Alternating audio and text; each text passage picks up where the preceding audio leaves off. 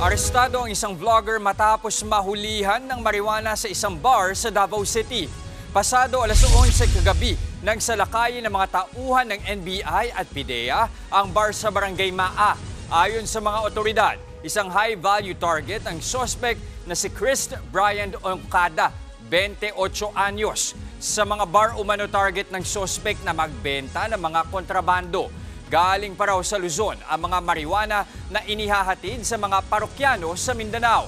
Na-recover sa suspect ang mga sachet ng hinihinalang marijuana at marijuana oil na nakalagay sa plastic bottle.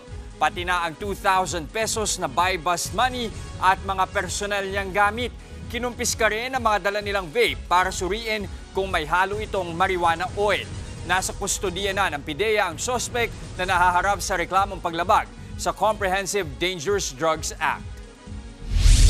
Matagal na nating surveillance. Actually, we arrested yung grupo niya, no, in Region 13. No? Sinusundan natin sila. And ito siya ang tinuturo ng mga nahuli doon na kasabwat nila dito sa Davao. Mga kapatid, Jess De Los Santos po. Iba na ang may alam at may pakialam sa panahon ngayon. Para sa tuloy-tuloy na balitaan sa Frontline kahit weekend, mag-follow at mag-subscribe sa social media pages ng News 5.